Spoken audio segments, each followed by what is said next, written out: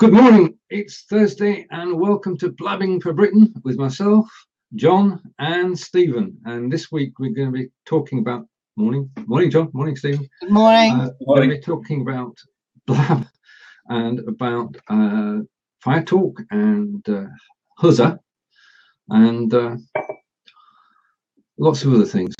Right, how are things in your world? Even Europe. There was a post this week by David Hardstaff, I think it was the other day, on Facebook, and he said that he's going to close his eyes and put his hands over his ears for the next 2 weeks. He's had enough. Is he alone? Blame him, can you really? At some stage, well, should we do a few moments on Europe and then we'll get into the serious blab stuff, yeah? Right, yes, sure, yeah. Have you seen... how about making us co-hosts? Yes. I wanted to drop something in, but I can't. And... Oh. 2. Okay, everybody's a host. That's good. I'm going to drop a link into the most positive statement of staying in Europe I have seen. It will probably make you laugh. Good. Morning, Simon.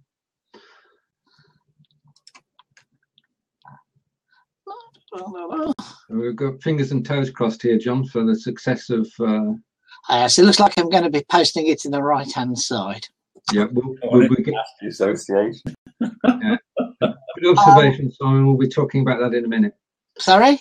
Sorry, I'm just speaking to Simon whilst you're fettling. I'm posting it in the right-hand side. But what I'll do is I'll read it to you because it's not that long. Okay, we're listening. We're comfortable. Right, so this is the Cornish Pasty Association makes statements on Europe. Yeah. The Cornish Pasty Association has today made a statement supporting Britain remaining in the European Union. The association, made up of Cornish pasty producers of all sizes from across Cornwall, has been asked numerous times about the impact of possible exit from the EU on the protection of the Cornish pasty name.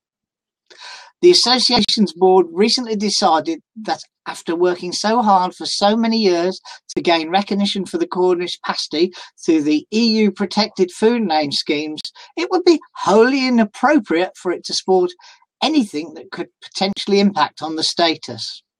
Speaking on behalf of the Cornish Pasty Association, Chairman Jason Jobling commented, "As an organisation that has benefited from the EU protected food name system and no clear evidence available to demonstrate that Brexit would enable that protection to continue, the CPA supports Britain remaining in the EU and being able to participate in that system."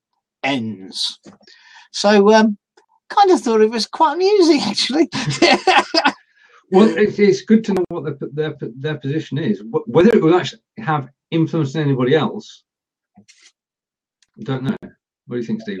The owner of JCB, which is one of our biggest employers, has come out saying there's nothing to fear from Brexit. Hold on a minute, nothing to fear from Brexit.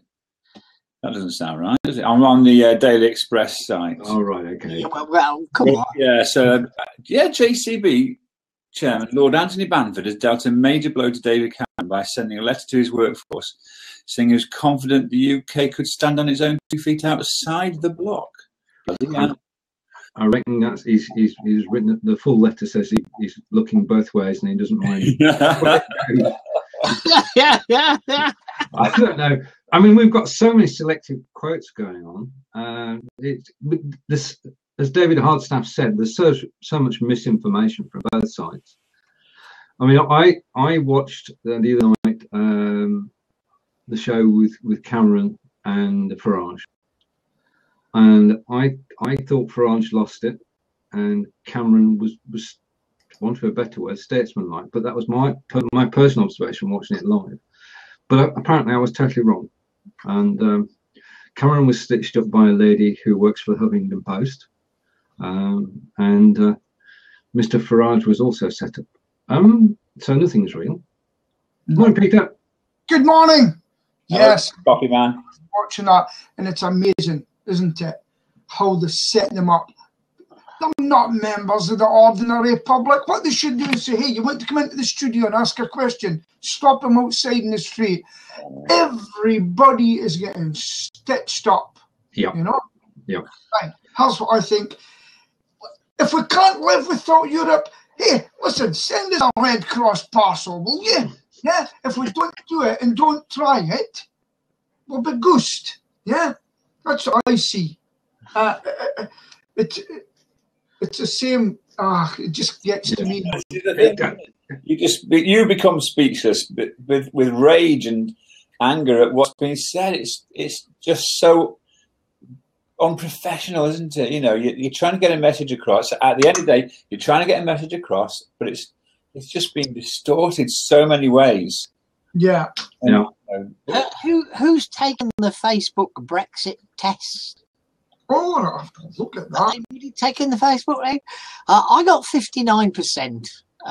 For why? A bit of a joke out of it. But I tell you now, I'm voting to stay in. I can't understand why he only got 59%. Right, we should have a full Brexit. A full debate next week, I think. Yeah, it was just the Cornish pasty. No. It's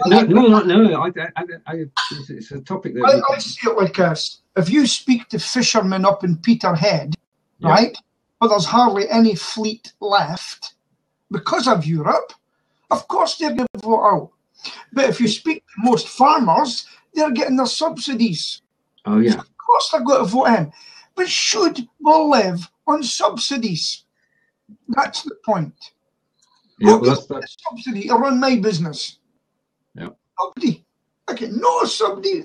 Hey, listen, if I go out of business and say, bye, you're on the street, mate, I get numped. And that's because we are self-employed. Yeah. That's the difference. Indeed. Yeah. Anyway, that's off my chest this morning. I'm going to wait in Berlin tomorrow. Can I tell you something terrible that happened last night? And this has affected my family personally. At 9:15 last night, I got a phone call saying my father had died. Oh, dear. At 9:50, I got a phone call apologising they'd wronged the wrong family. Oh, dear. By that time, I'd told everybody. Yeah. No, including my mum, because I promised my mum I wouldn't tell her on the phone. And I'd only got round to my mum's house, told her, and literally 3 minutes after I told Mum that her husband was dead, I got a phone call to say, we've phoned the wrong family. Oh, dear. Well, I'm glad he's still with you, John. And that I'm going to sound terribly callous here. I kind of wish he had died because he would be at peace, and he's not at peace right now. It's an impossible time, but that doesn't help, and that sort of thing. Do you know what? We're not angry with the lady that made call, because we've talked about it as a family last night, because we were all at Mum's house with the exception of my sister. And we said, every one of us has made a mistake. Okay, it's possibly the worst mistake, but she's actually got to live with it. We've all laughed about it now. Yeah. You haven't, have you? Actually live with it. Well, yeah, because last night my brother actually said the best thing he could have said. He said, well, it's a dress rehearsal for something we know is going to happen anyway. And that made my mum laugh. And it's true. We know it's going to happen in the next weeks or months. Yeah, there's a question. Last week I thought he was gone while I was there. There's a question from Simon, John. Where is he? He's in Heartlands Hospital in Birmingham. He's been there for quite some time. I cannot complain about the hospital. They have been wonderful to him. It's just human error, unfortunately. Right. We are quite lucky in that my dad is on ward 30, and it's all the wards run in parallel out of the building, and my daughter works on ward 29, which is actually interconnected with ward 30. So my daughter gets to see him 3 or 4 days a week. She pops in 3 times during the day, when most of us can't visit. And my sister-in-law, Nick, my brother's wife. She's the senior sister on Ward 28, which is a big gap between 28 and 29. But it's like piers on a landing, at an airport. They all come out from a main building. Have you seen the comments in the live chat from at presentations? I don't know who you are. At presentations, that's Simon. You see what he said about the ramifications for the person. I spoke to because my sister-in-law has gotten it in. I mean, what happened basically was the first person I actually spoke to was my daughter, because just by chance she actually rang just after there, and she works at the hospital and she's closer to the hospital than any of us. So she got her brother, her boyfriend, she lives with her boyfriend, brother, who lives literally across the road from them, to take her to the hospital because she didn't want to drive, because obviously she was pretty upset, even though she sees it, pretty regularly herself. And she was at the hospital when I got the second call, and I rang my brother and said to him, can you get Jill, that's his wife, to check that that he really is okay. And I said to Alice, who'd arrived at the hospital by that time, to go up and see Grandpa. And then Jill rang back to say he was definitely okay. And I said, yes, I know, because he's with Alice is actually with him, and she says he's laughing and joking. But I'd seen him not. I left there at like 7 o'clock in the evening. Okay, he wasn't good, but he didn't look like he was dying. And anyway, Jill had rung what they call one call sister, who basically is in charge of the hospital when it's on night mode. And she rang me and apologised about 3/4 of an hour after the event had happened. And matron's going to call me this morning. I actually don't hold it against the lady, because we're all human, yeah? And I've actually said we think that the lady's probably going to be punishing herself enough. It looks like she's going to be in trouble. Am I going weird? Anyway, that's really up there. We already had an appointment made to see various people at 2:30 this afternoon, and I'm told that the matron's going to try and, because me and my mum will be there, matron's going to try and come and see us personally at that meeting, because they want him out, because there's nothing they can do for him. Anyway, ruin the thing now. No. To talk about. It's an impossible time, John, and our thoughts are with you. Right, tack then. Good morning, Simon. Good morning, Fraser. Good morning, Tony, and good morning, Alfred. It's good to see you all here today. Now, and Barack Obama's with us. Barack. Good morning, Barack. How are you, Rod? Are you getting better after the operation? No, silence from Rod. Silence. Yeah, it's good to see you here, Rod. Right, okay, let's get on to things, Blab. Barack's going us. Yes. Okay. Morning, Rod. How are you? First of all. Well, I'm recuperating. I'm okay, thank you. Good. It's good to see you on Blab. Now, talking about Blab, times they are changing, and there are rumours afoot everywhere. For those of you not dealing into Blab, the rumour mill is going full pelt. As we know, 3 weeks ago, Blab released Bebo, which is their app on iOS, iPhone, iPad for video chats, four-way. And basically, they spent sort of 11 months learning the trade on Blab, and they've now transferred that to iPhone and presumably to Android. And as a result of which, the program has been working full pelt on getting that application out. And Blab has suffered in terms of support, because they're all busy on doing other things. And a rumour flew around last night that new members couldn't get into Blab at all, and that the gates had been closed, and that if you're on, you're on, and if you weren't on, you couldn't get in. I can categorically dispel that rumour. I took a new Twitter account, or one of my other Twitter accounts this morning, logged in, and there were no problems at all. So new users are not locked out. So if you've heard that rumour, it's untrue. The other thing, though, major shift, is our friend, what's his name? Jonathan. What's his name? Yes, okay. Mine went blank for a moment. Jonathan Tripp. Jonathan Tripp has been on here for even longer than Jon and I have, and he runs a daily show Monday through Friday, and he has guests and chat, and he's got a very good audience. And his Tuesday show was jinxed, and he disappeared and came back, and his guest disappeared and came back, and the sound went, and everything went wrong. It was an unwatchable, let's put it that way. As a result of which, as Fraser said, it was dire, because watching live, you didn't know what was going to go wrong next, and that's a big problem. If you're watching a live show, you don't want all the hassle of people disappearing. And for continuity purposes, I mean, the guest was just sat there dumbfounded as to what was going on, because the first time on Blabbing, she didn't know. And she just sat there silently, and we all sat there staring at her, and she wasn't saying anything, and we weren't saying anything, and nothing was happening. It was a right pause. So Jonathan Tripp's Thursday show today is on Huzza. Oh, is that a permanent thing, Steve?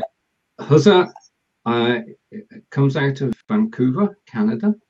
Was started in November 2015, and it works, and it's stable, and it's not free though, is it? I'm coming to. Yeah, it's not free, no. I'm coming to that. It's instead of being 4 up, it's 6 up. Yeah, so you can have up to 6 people on the screen at one time. And the technology, it works, simple as that. And there were people on there have had no problems at all. So his show at 3 o'clock today is on Huzza. Now, I thought that we might take a look at it. So at 1 o'clock today, I've tentatively booked. Just let me get my browsers right. The link I'm pasting now. Sorry for the delay. At 1 p.m. today, we can all have a look round. Okay, now for the marketers amongst you, you'll love this.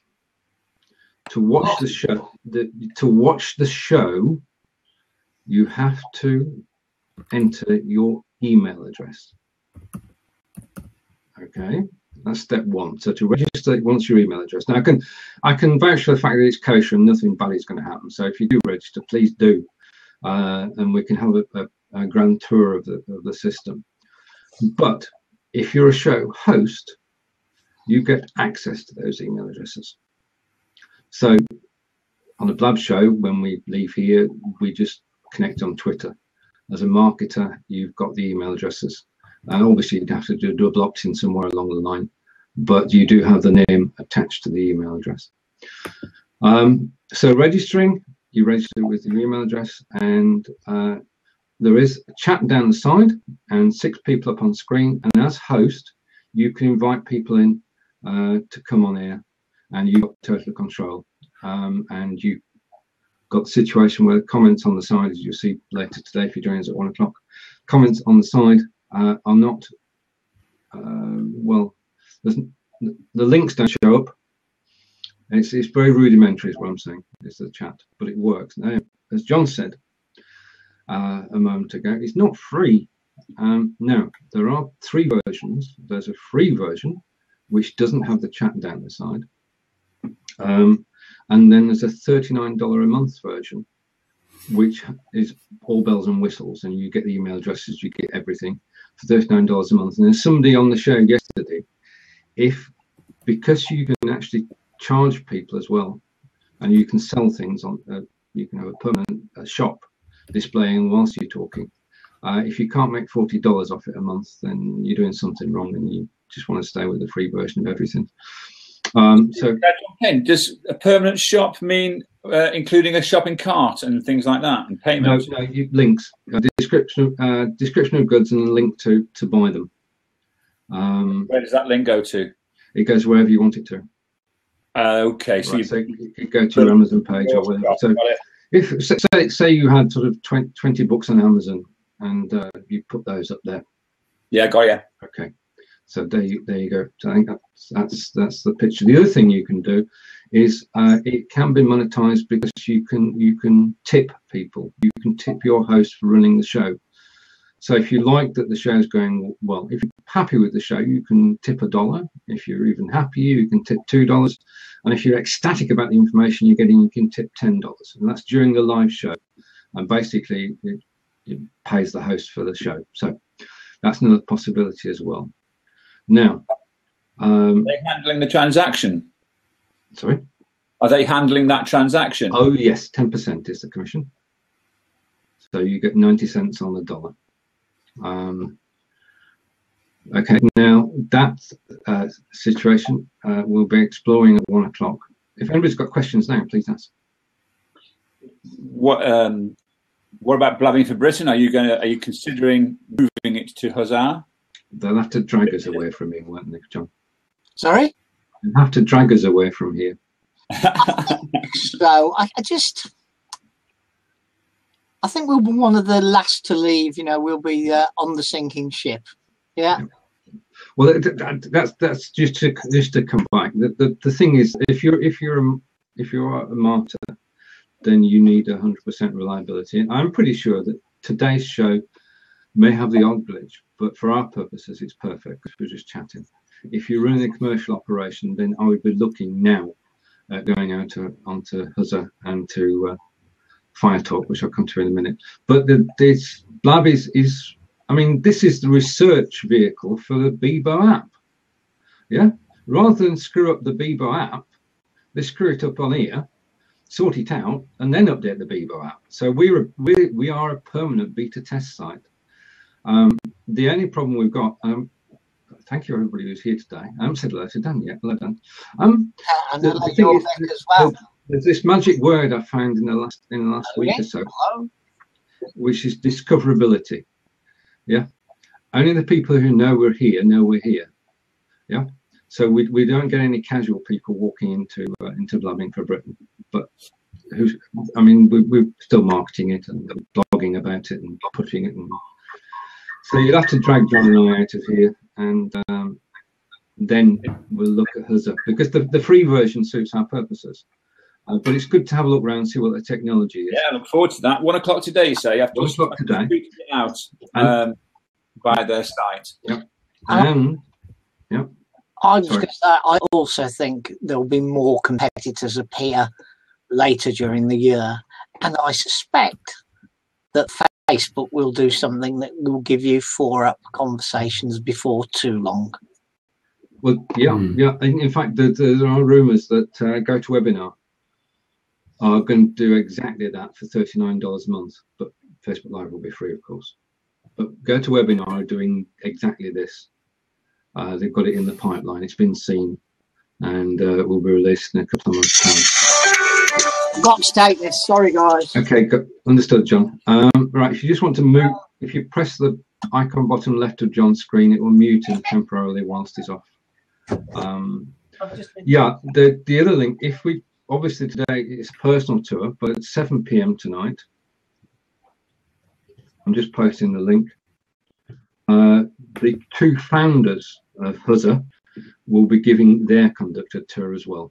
So both events are free, and both events are free, but it's good to have a look around because who knows what's going to happen. Right, and I'm just on that site. I'm just on Huzzah, Stephen, yeah. And I'm just on the Huzzah Q&A with Justin and Nick. Yeah, and you have to. What you said is absolutely true. You have to sign in to each lab session, don't you? By looks of things. Yeah, but what they're not doing, if you're a registered member, they're not transferring your email address. You've got to enter it for each particular event. Yes, indeed. Yeah. That does mean that the pros and cons of that. It does mean that the names and addresses are tied to the particular event, so you know as a marketer. Confirmation back. Yeah, it's the confirmation. Okay. Thank you. Very interesting, though. Yeah. All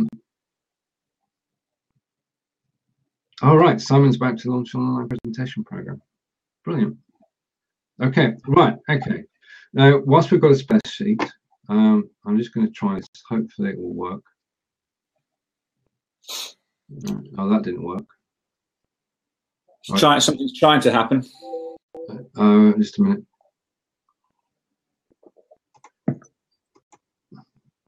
Right, okay, there's the talk tonight in 7 hours time, 7.5 hours time, with, is that 6 o'clock? Well, I've just noticed that I've got 2 hours till your one. Have we lost an hour with the States? Or gained an hour? Something that's very strange, isn't it? Well, I've got 2 hours and 34 minutes until your one.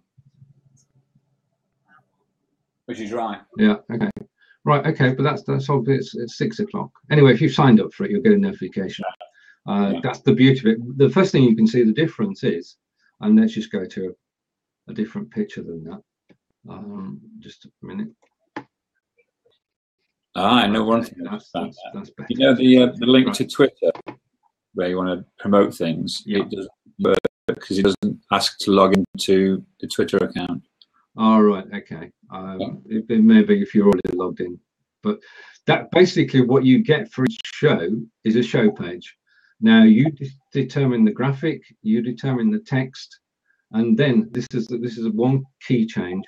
If you're in a show where you're doing Q&A, people can actually ask the questions before the event. Yeah. If I just scroll down a moment, yeah. I'll be answering questions, ask away. Anybody, any member of the public, can actually ask a question, and the questions come up on a Q&A panel inside Huzza. So you are getting an event page for each event, which is one up on Blab, where you just got your own profile page. Now, as I was saying a moment ago, discoverability. Because if you've got a show, the thing about that is,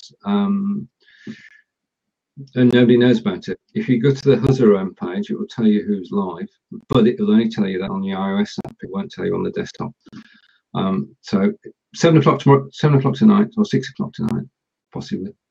If you register, you get a reminder. On quite a few questions there, you know, for the Huzza one. Oh yeah, yeah. Indeed, people are most interested. That it's basically people who running shows on Blab are going to be there. Eileen's going to be there. Yeah, I can imagine a very well attended event. Yeah, you've got Eileen, Dorney, from those who know from Blab. There's a whole host of questions there. And are they savable and replayable, these chats, do you think? Right, okay. Yes, I did a test. Sorry, hang on. Let me come back to the right page. That's one. We did a test one, and you get the recording afterwards, just as you do. You've got to download it, but you get a link to it. So you do get the recording afterwards, which you can repurpose. Okay, cool. I've got to do a second interview. You remember I did an interview with Helen Brewster of Nick's Legacy about the Not Waving campaign. So I might even try another one with Huzza as well. Oh, brilliant! Get some use. Well, to try it for live, test it out live, so to speak. That could be quite useful. Well, I enjoyed the first one. Yeah. Did you enjoy it? Did you enjoy it? Oh yeah, absolutely. It was a good test of my interview skills, if you like. And what I tried to do is to just not say a great deal, because I knew Helen knew her subject. She knew what she wanted to talk about. We knew what we wanted to get across in the actual discussion. Yeah. And it was, from our perspective, it was great fun. And she's had some really nice messages as well about on Facebook, because she was pretty scared doing it, and everybody's been very kind and said, you know, it's been great. So we're going to do more of them as the campaign, or as the Not Waving and all the work we've done on Nick's Legacy. We're going to keep it going. as a sort of in conjunction with all the blogging that we're going to be doing as well. And I'm actually quite keen. There's a guy who's Kevin who's doing the 30-day blog challenge. It is Kevin. So I'm going to try and see if we can do something on that front as well. See how it works. Really, I can recommend the channel and Kevin. Dan and Simon, everybody well. Right, okay, now I don't want to make this week a Hussar week, but just quickly, if I bring back the browser again, there is the question with Hussar as to who are you and how are you going to scale. Now, when we were live yesterday with Jonathan, on the iOS app, you could see 2 shows live, and only 2 shows. So the question that will be asked tonight is, how do you know it scales to 100,000 viewers? And that's a fair question. We saw that the Facebook Live event with Mark Zuckerberg and the space station, they got 154,000 viewers. So we know that the audience is out there. We can only aspire to it. But one of the questions that Hussar will be asked is how can you do that? Now, the platform that I'd like you to be aware of, and if I go to my browser, I can switch. And that other program is FireTalk. Now, FireTalk, basically, do anybody remember PalTalk? Talk. You've got to be alive in the 90s and noughties to remember PalTalk, but it had 100 million users. Right, FireTalk is owned by the same company who own PalTalk. Now, as some of you may know, PalTalk disappeared and came back. They've currently got 3 million new users. But FireTalk is a free platform, totally free, and the basic thing is that the video is just 2 people on screen. So it's an interviewer and a guest. You do have, as you can see there, the chat by the side, but it's ideal for interviewing. And I've got to be honest here, I'll be doing my interviews on FireTalk later this month. So our one-to-ones will be on FireTalk. Again, you invite people to join in, but we're looking at FireTalk next week. Hussar is this week's topic. But be aware of FireTalk, and I'll just put a link in if you want to go and have a look around. And Fraser and I have been looking at FireTalk, and Fraser, if you want to come on camera, just give you, I'll close that down. If you want to give your thoughts on it, but that's FireTalk. The beauty of FireTalk is that it's 24/7, and as you saw from the screenshot I just put up there, you can play videoless 24/7. So you've got a 24/7 channel. The other thing is that you can go live on your profile page, and so therefore people only ever need to know the one URL. Yeah, so you can run events off there. So if you're doing one-to-ones and you want them recorded, then I'd certainly take a look at FireTalk. For this sort of thing, for 4up, it's no good, but for one-to-ones with an audience who are asking questions in text, the free version is more than adequate. It's all good stuff. It's all going on, isn't it? Yeah. It is. Go. I'm going to put John's volume back on now. Sorry, chaps. It was my sister. Right. I know I've already told you the story, but I didn't tell you was that I rang my sister to tell her last night, and she'd only just got back from her husband's funeral, mum's funeral. So she was pretty double devastated last night. And even more devastated when I told her it wasn't true. But never mind, let's move on to positive things. Hello, greetings, Colin. Yes, you've plenty of Brits on here because we're Blabbing for Britain, and our audience is predominantly based in the UK. And that's for a particular reason. At the moment, it's 5:35 on the eastern coast of the United States, and it's 2:35 on the west coast. So we don't get many people from the States in. Although, apart from Eileen. We get Eileen, our beekeeper friend, and our gentleman on American politics. Let's go to American politics, shall we? It's always good to. Hang on. You can't call it politics. Trump involved. We know, barring a slip, we now know who the two candidates are, don't we? Yeah. John's speechless. Candidates, and I just can't see him as a candidate. Well, look, nothing's written in stone until after they've had their get-togethers, and actually the votes have been cast. But presumptive candidates, they are. That's a good word, isn't it? Presumptive candidates. So they considered they are. It's very difficult to beat them. Bernie Sanders is not giving in yet. There are a few more primaries up to June, and he's refusing to say, yeah, it's all over. That's probably a negotiating stance, because if Hillary's got any sense, she'll make him an important part of her campaign. Yeah. But the situation with the Donald is getting crazier, because there's the chief of the Republican Party, Paul Ryan. Yeah. And 4 months ago, he considered Trump to be a cancer on the Republicans. You know, he was really strongly against him. 2 weeks ago, yeah, welcome to the party. We're all behind it, And then 2 days ago, after Trump dissed the Mexican lawyer the Mexican judge who's looking after the failure of Trump University, or the case against Trump University at Mexico, and Trump had a go at that.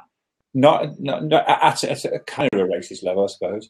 And then Ryan's saying, "Oh, what the bloody are you doing? I don't support you anymore." Which is unprecedented, isn't it? Because it's the first time anybody's ever withdrawn their support. No, it's just crazy. You could not make it up. I mean, I've watched West Wing. I watched the House of Cards. Yeah. Beep. And then there's the UK version, the thick of it, and all those sorts of things. Indeed, yeah.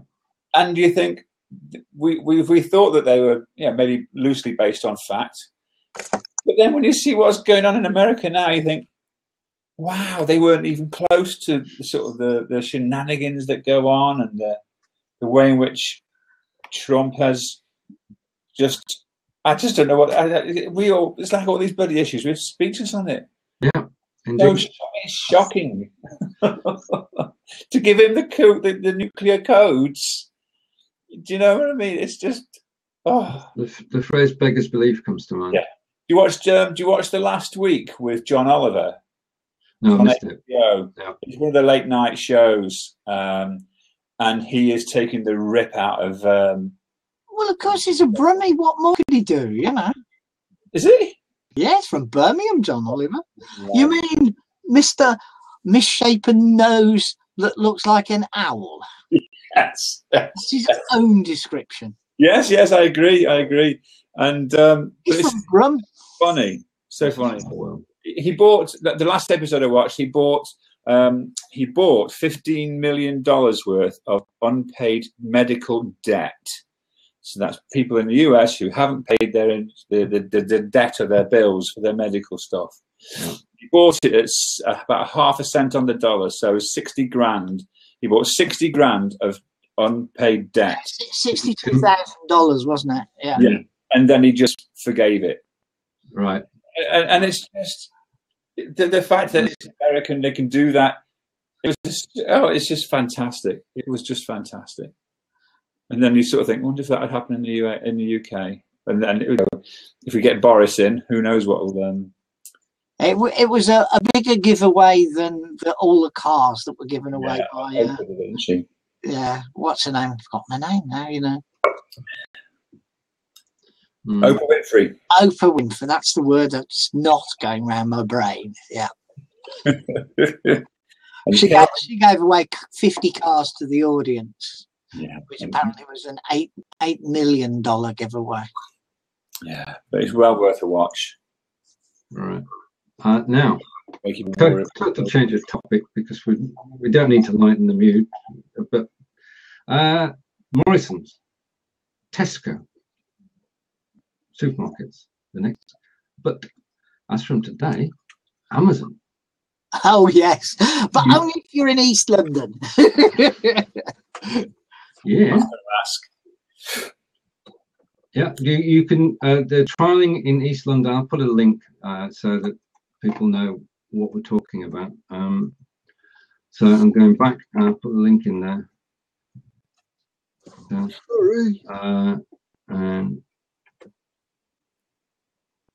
did that work? I don't know whether that works or not. Yeah. They've launched a test of a supermarket service because obviously they've got all the logistics sorted out. That's not a problem. They just need to learn about the supermarket delivery service. I mean, if you go back, the re-emergence of the delivery van, it took me by surprise because it's back to the old days, isn't it? When the cart used to come trundling down the street with a fresh veg on. And now we're back to home deliveries. Now, when I was out in the sticks, I loved home deliveries because it was just brilliant. You regular stuff, you just got delivered every week, job done. So from a personal point of view, I know that it works. But Amazon, what dent will they make in the Sainsbury's, Tesco, Waitrose conglomerate? It's obviously same day delivery, is it, Stephen? For fresh stuff, yeah. So it would have to be, wouldn't it?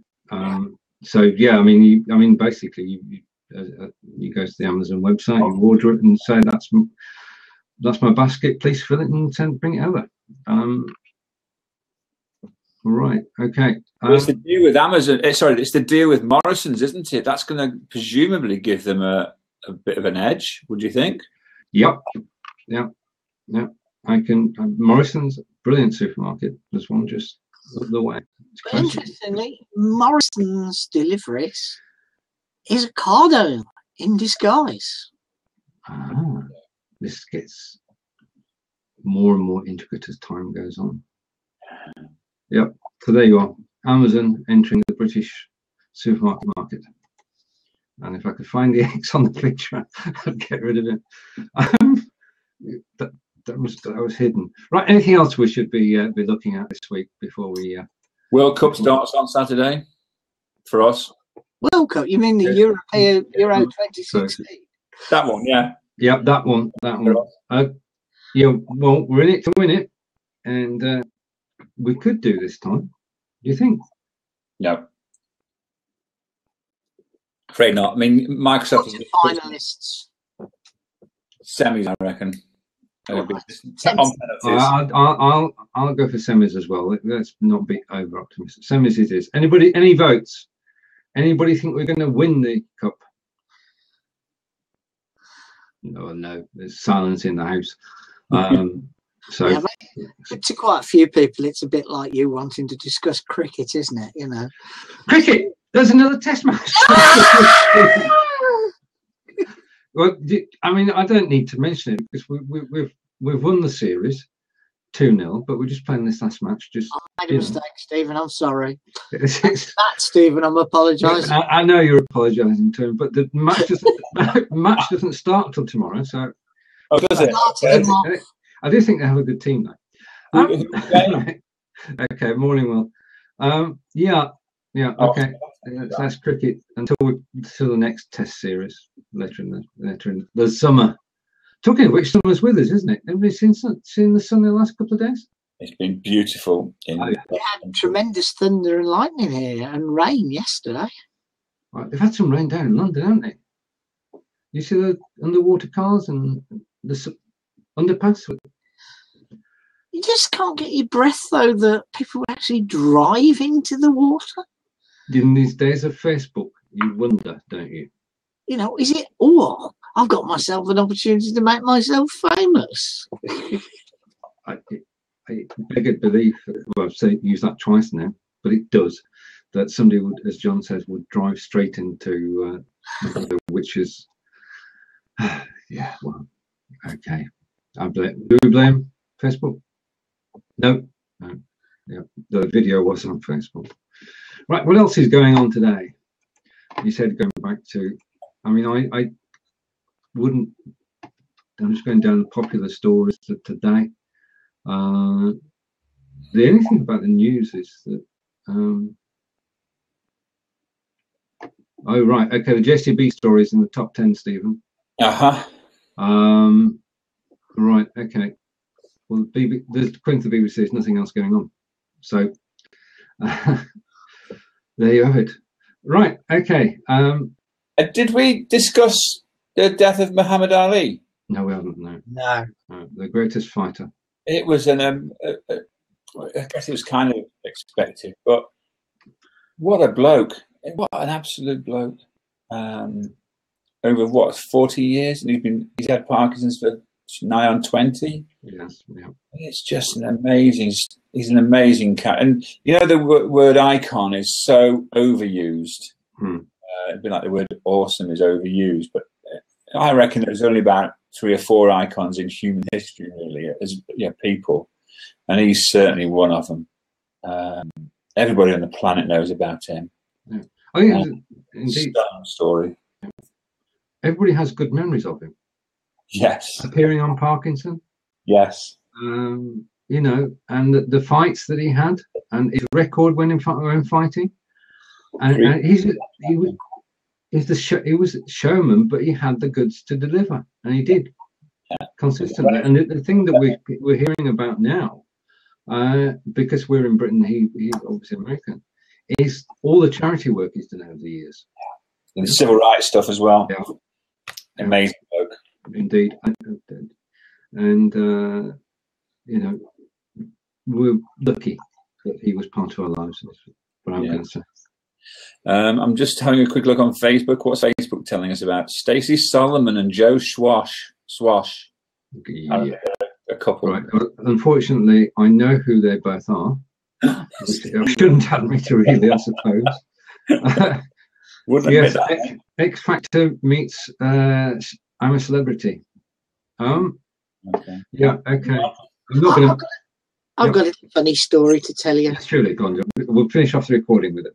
My lad says, Dad, I'm having some bamboo delivered to your house for screening. He said, I'm having it delivered to yours because, you know, we're both out at work and one of you will be in. And then I'll come round and fetch it in the evening. Well, that was supposed to happen Friday. It didn't turn up Friday. It was supposed to happen Monday. It didn't turn up Monday. It was supposed to happen Tuesday. It didn't happen Tuesday. Oh, and lo and behold, there was a knock on the door yesterday morning. And a bloke says, I've got some bamboo for you. And I said, oh, yeah. I said, well, just stick it over there. He said, I won't be able to get it there. I said, what do you mean you won't be able to get it there? He said, I think you better come and have a look at it. Anyway, this guy's got a huge truck. I mean, a huge truck. And he opens the back up and there's a pallet full of bamboo. And it's nearly touching the roof of the truck. And he's got an electric lift off the back and a little more mobile forklift. I'll take that call again in a moment. A little mobile forklift truck. He brings it round and there's 12 8-litre pots of 8 foot tall on this thing wrapped with saran wrap. Yeah. Wow. And I sent my son a text saying, beep, beep, beep, are you going to get this home? Because they have a Mini and a smart car. Anyway, it did fit in the Mini. Wow. Just shows. 2 pots at a time.